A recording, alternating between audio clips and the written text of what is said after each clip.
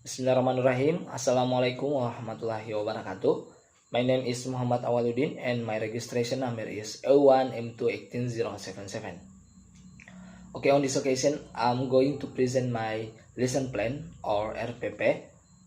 Oke, jadi kita mulai dari identitas. Oke, RPP yang saya presentasikan pada kesempatan kali ini yaitu RPP Kurikulum 2013. Adapun ini sekolahnya tingkat SMA. Kemudian mata pelajarannya yaitu bahasa Inggris untuk kelas 10 semester ganjil. Adapun materi pokoknya yaitu teks, interaksi transaksional, informasi terkait jati diri dan hubungan keluarga. Alokasi waktu yaitu 2 jam pelajaran. Oke, kita masuk di kompetensi inti KI 1 dan KI 2. Di mana KI 1 yaitu fokus kepada sikap spiritual dan KI 2 adalah sikap sosial. Nah, bisa dilihat di sini KI 1 menghayati dan mengamalkan ajaran agama yang dianutnya. Nah, di KI 2 menghayati dan mengamalkan perilaku jujur, disiplin, santun, dan seterusnya. Nah, ini KI 2 fokus kepada sikap sosialnya. Kemudian kita lanjut di KI 3, ini adalah tentang pemahaman atau pengetahuan, di mana di sini memahami, menerapkan, dan menganalisis pengetahuan faktual, konseptual, dan seterusnya. Nah, di KI 3 itu fokus pada pengetahuan. Kemudian di KI 4 itu tentang keterampilan. Nah, bisa dilihat di sini mengolah, menalar, dan menyaji dalam ranah konkret dan ranah abstrak terkait dengan pengembangan dari yang dipelajarinya di sekolah secara mandiri dan seterusnya.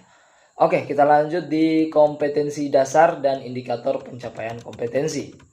Oke, di sini di sebelah kiri yaitu kompetensi dasar dan di sebelah kanan adalah indikator atau indikator pencapaian.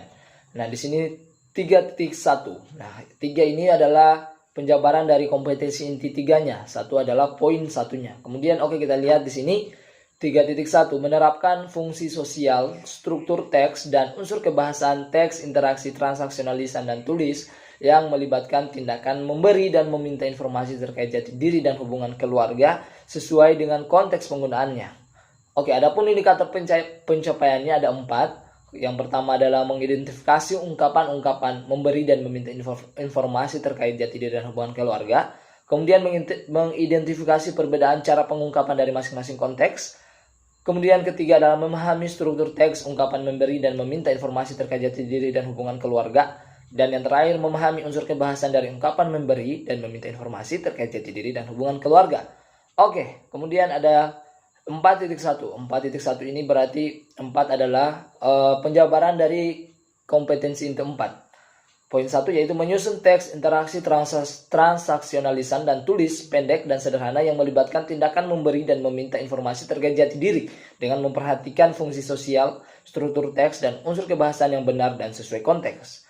Adapun indikator pencapaiannya di sini ada 2. Yang pertama, menyusun kalimat meminta informasi terkait jati diri dan keluarga teman dan menanggapi permintaan informasi terkait jati diri dan keluarganya. Nah, bisa dilihat di sini seperti yang saya sudah jelaskan. Nah, KI 3 adalah fokus kepada pengetahuan. Nah, di sini dijabarkan kembali di kompetensi dasar, bisa dilihat ini fokus pada pengetahuan, dan KI 4 adalah keterampilan. Nah, dijabarkan di kompetensi dasar di sini bisa dilihat fokus pada keterampilan. Bisa dilihat dari di indikator pencapaiannya menyusun kalimat untuk kompetensi dasar 4 dan indikator pencapaiannya. Oke, kita lanjut di tujuan pembelajaran. Oke, adapun tujuan pembelajaran di sini ada 5, kurang lebih ada 5. Jadi setelah mengikuti proses pembelajaran, peserta didik diharapkan dapat mengidentifikasi ungkapan-ungkapan memberi dan meminta informasi terkait jati diri dan hubungan keluarga. Kemudian ada mengidentifikasi perbedaan cara pengungkapan dari masing-masing konteks. Kemudian ada memahami struktur teks, ungkapan memberi dan meminta informasi terkait jati diri dan hubungan keluarga. Memahami unsur kebahasan dan dari ungkapan memberi dan meminta informasi terkait jati diri dan hubungan keluarga. Menyusun kalimat meminta informasi terkait jati diri dan keluarga teman, dan terakhir menanggapi permintaan informasi terkait jati diri dan keluarganya. Oke, materi pembelajaran. Di sini saya bagi menjadi fungsi sosial, struktur teks, unsur kebahasaan dan juga topik. Bisa dilihat di sini. Kemudian kita lanjut di metode pembelajaran. Nah, di sini metode pembelajaran pendekatan adalah scientific. Oke, jadi pendekatan saintifik adalah model pembelajaran yang menggunakan metode ilmiah dalam kegiatan pembelajarannya. Nah, ini biasa digunakan di kurikulum 2013. Jadi pada pendekatan saintifik, peserta didik diberikan ruang untuk bereksplorasi terhadap materi pembelajaran, termasuk dalam kegiatan mengamati, kemudian bertanya, mengumpulkan data, serta komunikasi. Kemudian model pembelajaran yaitu discovery learning dan problem based learning, di mana berarti nanti di akhir pembelajaran ada proyek yang dihasilkan atau ada karya yang dihasilkan. Kemudian metode yang digunakan di RPP ini yaitu tanya jawab, wawancara, diskusi, dan bermain peran. Oke, kita lanjut di media pembelajaran. Adapun media pembelajarannya di sini media yaitu worksheet atau lembar kerja siswa, kemudian ada lembar penilaian. Adapun alat dan bahan yaitu penggaris, spidol, papan tulis, kemudian ada laptop dan infocus. Adapun sumber belajar yang pertama ada buku penunjang kurikulum 2013 mata pelajaran bahasa Inggris kelas 10 Kemendikbud revisi tahun 2016, kamus bahasa Inggris, dan juga pengalaman peserta didik dan guru. Oke, adapun kita lanjut ke langkah-langkah pembelajaran. Nah, yang pertama adalah kegiatan pendahuluan atau membuka kelas. Yang pertama itu adalah ada orientasi. Di sini ada 3 tahap.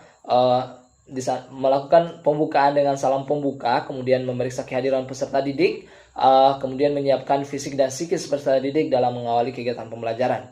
Oke, kemudian persepsi di sini ada 3 tahap juga, mengaitkan materi tema kegiatan tema kegiatan pembelajaran yang akan dilakukan dengan pengalaman peserta didik dengan materi atau tema kegiatan sebelumnya. Mengingatkan kembali materi prasyarat dengan bertanya, mengajukan pertanyaan yang ada keterkaitannya dengan pelajaran yang akan dilakukan. Nah, itu adalah persepsi. Kemudian motivasi, memberikan gambaran tentang manfaat mempelajari pelajaran yang akan dipelajari dalam kehidupan sehari-hari. Intinya pada bagian ini kita fokus memotivasi siswa agar tertarik dengan pelajaran yang akan dibahas pada kesempatan tersebut, pada pertemuan tersebut. Di sini kemudian ada pemberian acuan, bisa dilihat di sini. Kita lanjut saja di kegiatan inti. Nah, di sini bisa dilihat ada kegiatan literasi, ada juga critical thinking atau berpikir kritik. Kemudian terakhir adalah kegiatan literasi. Ini adalah bagian kegiatan inti, dan di sini juga ada kolaborasi atau kerjasama. Jadi setelah siswa yang pertama adalah siswa disuruh kegiatan literasi, kemudian critical thinking diajak untuk berpikir kritik dengan mengajukan pertanyaan tentang materi-materi. Kemudian ada lagi kegiatan literasi. Di sini kegiatan literasi mengamati objek kejadian, membaca sumber lain selain buku teks.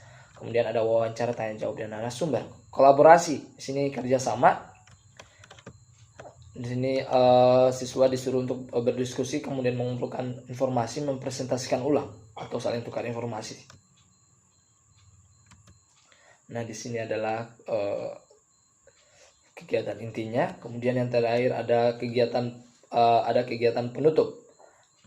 Kegiatan penutup di sini peserta didik disuruh membuat resume dengan bimbingan guru tentang poin-poin penting yang muncul dalam kegiatan pembelajaran tentang materi ungkapan, memberi dan meminta informasi terkait jati diri dan hubungan keluarga yang baru dilakukan. Kemudian mengagendakan pekerjaan rumah untuk materi pelajaran ungkapan-ungkapan, memberi dan meminta informasi terkait jati diri dan hubungan keluarga yang baru diselesaikan. Dan terakhir mengagendakan materi atau tugas untuk kerja yang harus mempelajari pada pertemuan berikutnya di luar jam sekolah atau di rumah. Oke, barangkali itu saja yang bisa saya jelaskan pada kesempatan kali ini. Lebih dan kurangnya mohon dimaafkan. Saya iri dengan ucapan billahi taufiq wal hidayah. Wassalamualaikum warahmatullahi wabarakatuh.